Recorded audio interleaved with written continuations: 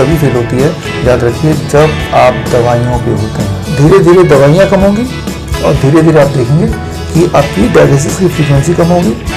6 महीना, 9 महीना, 12 महीने तक लग सकता है, लेकिन ultimately you will be free of dialysis.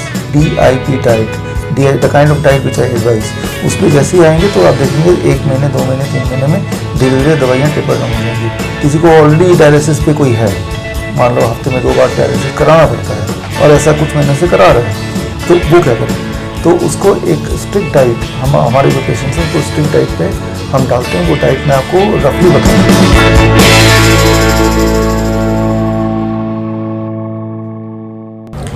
नमस्कार दर्शकों, स्वागत है आपका नेशनल खबर के हेल्थ प्रोग्राम में। मैं हूं मीनाक्षी चौहान। दोस्तों, आज हम चर्चा करेंगे किडनी पर और इसकी बीमारियों पर, और इसी विषय पर चर्चा करने के लिए हमारे साथ है डॉक्टर विश्वरूप रॉय चौधरी जी। सर, आपका स्वागत है नेशनल खबर में। Thank you Meenakshi. सर, मेरा सबसे पहला सवाल ये है कि किसी भी इंसान को डायलिसिस तक पहुंचने की नौबत क्यों आती है? डायलिसिस कब करना पड़ता है? जब उसका किडनी, जो काम किडनी के लिए, किडनी बनाए हमारा काम, किडनी का काम होता है फिल्टर करना, गंदगी फिल्टर करना है थ्रू यूरिनेशन से पास करना। लेकिन जब किडनी अपना काम ठीक से नहीं निभाती तो वही काम आर्टिफिशियली मशीन करती है, that is what is called dialysis. तो किडनी कब फेल होती है? किडनी तभी फेल होती है, याद रखिए, जब आप दवाइयों पे होते हैं। जो लोग लगातार डायबिटीज़ की दवा ले रहे हैं, हाइपरटेंशन की दवा ले रहे हैं, हार्ट की दवा ले रहे हैं, इंसुलिन पे हैं, तो उसके साइड इफ़ेक्ट कंपाइल होते हुए, खास तौर पे आजकल अगर बोलें तो एंटीबायोटिक दवाई ले रहे हैं, पैरासीटामोल वगैरह, या पेन किलर्स ले रहे हैं, नींद की गोलियां ले रहे हैं, डिप्रेशन की गोलियां ले रहे हैं, ये जो गोलियां हैं ये धीरे धीरे आपकी किडनी को फेल कर देंगी। और धीरे जैसे जैसे वो किडनी डिके होगा, किडनी के सेल्स डेड होंगे, वैसे वैसे आप डिपेंड होंगे डायलिसिस, तब डायलिसिस की नौबत आएगी। जी सर, डायग्नोस्टिकली क्या क्या इंडिकेशन है कि कोई भी इंसान डायलिसिस की तरफ बढ़ रहा है, कि उसको डायलिसिस होने वाली है, उसकी किडनी फेल हो रही है? क्या इंडिकेशन है इसके? उसका एक इंडिकेशन दिमाग में रखिए बिना कंफ्यूज हुए, कि क्रिएटिनिन का लेवल देखिए। क्रिएटिनिन अगर 2 से ऊपर है, 2 से ऊपर है, तो समझ लीजिए कि आप उस दिशा में बढ़ रहे हैं। बस एक ही चीज़, KFT, किडनी फंक्शन टेस्ट, लेकिन उसमें खूब सारी चीज़ें हैं, उनको छोड़िए, सिर्फ देखिए क्रिएटिनिन कितना है। क्रिएटिनिन अगर 1 पॉइंट समथिंग है, छोड़ दीजिए, सब कुछ ठीक है। अगर 2 पॉइंट समथिंग या 2 से ऊपर, यानी कि आप उस दिशा में क्लियरली बढ़ रहे हैं। जी सर, डायलिसिस की नौबत कब आती है और इससे बचने का क्या तरीका है? क्या डाइट फॉलो करनी चाहिए? देखिए, डायलिसिस की नौबत तब आती है जब आप, डायग्नोस्टिकली मैंने बता दिया, बट डायग्नोस्टिकली उतना इंपॉर्टेंट नहीं है, इंपॉर्टेंट है सिम्टोमेटिकली। नौबत तब आती है जब आपके हाथ पैर फूलने लगेंगे, यानी कि जो पानी है बॉडी में जम रहा है, यानी कि यूरिन पास ठीक से नहीं हो रहा, बॉडी फिल्टर नहीं कर पा रही पानी को, तो वो पूरे बॉडी में जमेंगे और सूजन होने लगेगी। सूजन होने का मतलब कि भाई, या वॉमिटिंग आने लगेगी रह के। तो सूजन एक मेन इंडिकेशन है कि अब आपको वो जो पानी एक्सेस है वो निकालना है बॉडी से, एंड उसके लिए फिर मशीन से निकालना है। किडनी वाला काम, किडनी अपना काम करेंगे, तो ऐसे आपको पता चल जाएगा कि अब नौबत आ गई डायलिसिस। जी सर, अगर एक बार डायलिसिस शुरू हो जाती है तो क्या ये लाइफ टाइम चलती है, या फिर आप मेडिसिन के थ्रू या फिर डाइट के थ्रू इसको बंद भी किया जा सकता है डायलिसिस को? देखिए, 2 चीज़ें हैं। एक तो डायलिसिस को प्रिवेंट कर सकते हैं, और अगर चल भी रही है तो उसको बंद भी कर सकते हैं।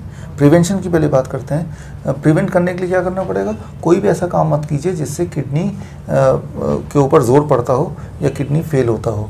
अच्छा, तो वो कौन से काम है? दवाइयाँ लेना, यानी दवाइयाँ लेना छोड़ दीजिए। डायबिटीज़ की, हाइपरटेंशन की, थायराइड की, तो किडनी पे जोर नहीं पड़ेगा। पेन किलर्स हैं, जोर नहीं पड़ेगा। आप बोलेंगे दवाई लेने छोड़ देंगे तो फिर ब्लड शुगर बढ़ जाएगा, ब्लड प्रेशर बढ़ जाएगा। उन चीज़ों को मैनेज करने के लिए DIP diet, the kind of diet which I advise, उस पर जैसे ही आएंगे तो आप देखेंगे 1 महीने, 2 महीने, 3 महीने में धीरे धीरे दवाइयाँ टेपर डाउन हो जाएंगी। दवाइयाँ से पीछे छूट गया मतलब अब आपको जीवन में कभी भी डायलिसिस की आवश्यकता नहीं पड़ेगी, आपकी किडनी नहीं फेल हो सकती। तो ये तो हो गया प्रिवेंशन। अब मान लो एक और सवाल आपने पूछा, किसी को ऑलरेडी डायलिसिस पे कोई है, मान लो हफ्ते में 2 बार डायलिसिस कराना पड़ता है और ऐसा कुछ महीने से करा रहा है, तो वो क्या करे? तो उसको एक स्ट्रिक्ट डाइट, हमारे जो पेशेंट्स हैं उनको स्ट्रिक्ट डाइट पे हम डालते हैं। वो डाइट मैं आपको रफली बता रहा हूँ। उसको क्या हम बोलते हैं? नंबर 1, दिन में 3 बार की जगह 6 बार खाना है। नॉर्मली हम 3 मील खाते हैं, 6 मील खाना है उसको। पहली बात तो ये होगी।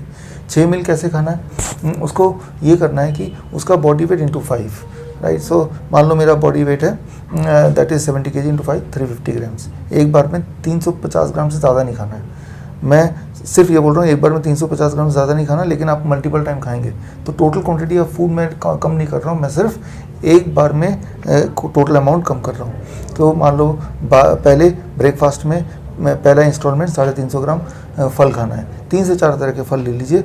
ये सोचने की ज़रूरत नहीं है किसमें पोटेशियम कम है किसमें ज़्यादा है, वो सोचने की ज़रूरत नहीं, कौन सा मीठा है कौन सा खट्टा है, नॉट इम्पॉर्टेंट। इंपॉर्टेंट है कि फल खाना है और इम्पॉर्टेंट है कि 350 ग्राम तक खाना है। फिर 1 घंटे का 1.5 घंटे का ब्रेक दीजिए, फिर दोबारा एक और इंस्टॉलमेंट खा लीजिए, दोबारा 350 ग्राम। फिर 1 घंटे बाद अगर भूख लगती है फिर 350 ग्राम, ठीक है ना। तो 12 बजे तक 3 बार या 2 बार फल ही खाना है। फिर लंच आ गया, अब 350 ग्राम रहेगा, लेकिन वेजिटेबल्स, कच्ची सब्जी या थोड़े बहुत स्टीम्ड एंड बॉइल्ड वेजिटेबल भी जोड़ सकते हैं। कितना क्वांटिटी? 350 ग्राम। और 1 घंटे बाद दोबारा भूख लगती है तो 350 ग्राम तक अपर लिमिट खा सकते हैं। फिर उसके बाद डिनर एक तो 7 बजे से पहले ख़त्म कर लीजिए, सनसेट से पहले डिनर ख़त्म करना है। और डिनर में भी कच्ची सब्जी along with steamed and boiled vegetable डाल सकते हैं। कितना? 350 ग्राम। अच्छा, पेट भर गया तो भूख लगी तो फिर दोबारा 350 ग्राम। तो आपके पूरे डाइट में फ्रूट्स एंड वेजिटेबल डाइट हो गया। जो कुक्ड फूड है वो दिन में सिर्फ एक बार रात को ले सकते हैं, और वो भी 100 ग्राम। बिल्कुल हम मिनिमाइज़ कर देते हैं, 100 ग्राम रोटी सब्जी दाल चावल खा लो ताकि आपको टेस्ट थोड़ा मिल जाए। इसके अलावा और कुछ खाने की ज़रूरत नहीं है, जैसे डेयरी प्रोडक्ट है, एनिमल फूड है, पैक्ड फूड है, चाय बिस्किट है, सब बंद करा देते हैं। I know it is very difficult, लेकिन मैं जानता हूँ कि जैसे आप ऐसा करेंगे, जिसको हफ्ते में 2 बार डायलिसिस की ज़रूरत पड़ती है, वो देखेगा कि वो हफ्ते में 1 बार ही डायलिसिस की ज़रूरत पड़ेगी। जो देखता है जो सूजन वगैरह है वो गायब हो जाएगा आपका, राइट, पार्शली गायब हो जाएगा। पार्शली इसलिए क्योंकि अभी भी डायलिसिस की ज़रूरत है, पूरी तरह से ठीक नहीं हुआ। आपका जो ब्लड प्रेशर है, जो दवाइयों से भी कंट्रोल नहीं होता है, किडनी वाले वो पेशेंट के लिए मल्टीपल ड्रग लेते हैं, तो आप देखेंगे ब्लड प्रेशर कम होने लगेगा। तो दवाइयाँ अकॉर्डिंगली ब्लड प्रेशर की घटानी पड़ेगी। दवाइयाँ ब्लड प्रेशर की घटाना पड़ रहा है, इसका मतलब ये है कि आपकी किडनी ठीक से फंक्शन करना शुरू कर दिया है। तो जो मैंने मेथड बताया, इस मेथड में ब्लड प्रेशर हर हफ्ते आपको चेक करना है, क्योंकि ब्लड प्रेशर इवनली कम होगा, और अकॉर्डिंगली टेपर डाउन करना है। ब्लड शुगर भी चेक करना है, क्योंकि वो भी धीरे धीरे कम होगा, उसको भी टेपर डाउन करना है मेडिसिन को। तो धीरे धीरे दवाइयाँ कम होंगी और धीरे धीरे आप देखेंगे कि आपकी डायलिसिस की फ्रीक्वेंसी कम होगी। 6 महीना, 9 महीना, 12 महीने तक लग सकता है, लेकिन ultimately you will be free of dialysis. जी सर, डायलिसिस में एक लिक्विड का भी बहुत बड़ा महत्व है। डॉक्टर कई बार बाउंड कर देते हैं कि आपको 1 लीटर ही लिक्विड लेना है, ऑल इन ऑल, मतलब फ्रूट्स में, आपके फूड में, या फिर आप चाय ले रहे हैं, पानी ले रहे हैं, तो इसके बारे में कुछ बताइए सर। देखिए, डॉक्टर आपको मना करेंगे फ्रूट्स खाने से, कच्ची सब्जी खाने से, टमाटर खाने से, पालक खाने से, नारियल पानी पीने से, और बोलेंगे आप फास्ट फूड खाने से मना नहीं करेंगे, बिस्किट खाने से मना नहीं करेंगे, ब्रेड खाने से मना नहीं करेंगे, पिज़्ज़ा खाने से मना नहीं करेंगे, कोल्ड ड्रिंक पीने तक मना नहीं करेंगे।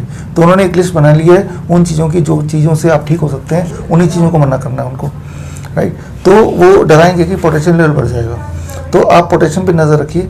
मैंने देखा है, मैंने 12 साल हो गए मुझे किडनी पेशेंट्स को देखते हुए, कभी भी जो डाइट मैंने बताया उससे किसी का पोटेशियम लेवल नहीं बढ़ता है, आज तक नहीं बढ़ा, राइट। हालांकि fruits and vegetable high potassium होता है, लेकिन वो स्टमक में जाता है और स्टमक से आगे पोटेशियम बॉडी उतना ही एब्जॉर्ब करता है जितना कि पोटेशियम बॉडी को ज़रूरत है, और अगर तो ज़रूरत है तो आप देखेंगे कि इस डाइट में कभी भी पोटेशियम लेवल फ्लक्चुएट नहीं होगा, राइट। 5.5 से ऊपर जाएगा नहीं, हद से 6 से ऊपर जाएगा नहीं। अगर 6 तक भी है पोटेशियम तो भी ठीक है, that is nothing to worry, right. तो डॉक्टर मना करते हैं, एक लिस्ट भी आपको देते हैं, ये फ्रूट्स नहीं खा सकते और ये वेजिटेबल नहीं खा सकते, लेकिन मैं जानता हूँ कि इन सारी चीज़ों से ही आप ठीक होते हैं, राइट, जो चीज़ों को उन्होंने मना किया है। और आपने नतीजा भी देखा, जो चीज़ें उन्होंने मना किया वो चीज़, सब चीज़ हम नहीं ले रहे हैं, तो क्या आप ठीक हो गए? उल्टा आपकी प्रॉब्लम बढ़ गई है, डायलिसिस की फ्रीक्वेंसी बढ़ गई है।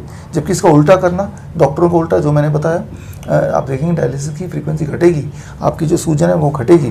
तो आपको जितना प्यास लगी उतना पानी पीना है, पानी ज़्यादा नहीं पीना है, प्यास लगी तो ज़रूर पीना है। और जो डाइट मैंने बताया इसमें एक्चुअली पानी ही है, फ्रूट्स रॉ फॉर्म में, वेजिटेबल्स रॉ फॉर्म में, तो उसके अंदर 80% पानी होता है, तो अलग से प्यास लगेगी नहीं, लगेगी तो पानी पी सकते हैं, और पोटेशियम लेवल बढ़ेगा नहीं।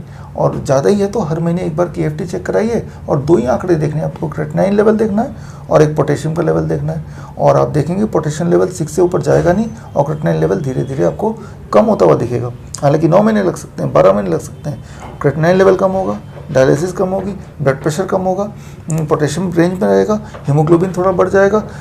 यही सारी चीज़ों पे बस देखना है, जो जो चीज़ें मैंने बताई हैं, और कोई कैरेक्टरिस्टिक नहीं देखना है। बॉडी में सूजन देखना है, उल्टी की भावना आ रही है कि नहीं, इसको देखना है, और यही सारी चीज़ मॉनिटर करनी होती हैं। जी सर, नेशनल खबर के व्यूअर्स आपकी वीडियोस को बहुत ज़्यादा पसंद करते हैं, बहुत ज़्यादा लाइक करते हैं, तो आप व्यूअर्स के लिए कुछ कहना चाहेंगे? व्यूअर्स के लिए मेरा एक मैसेज है कि आप नेशनल खबर देखते रहिए, क्योंकि इसमें मैं अक्सर आपको इम्पॉर्टेंट ऐसी चीज़ें बताऊंगा जो आप घर बैठे ही इलाज कर सकते हैं, आप अपना डॉक्टर बन सकते हैं साइंटिफिकली।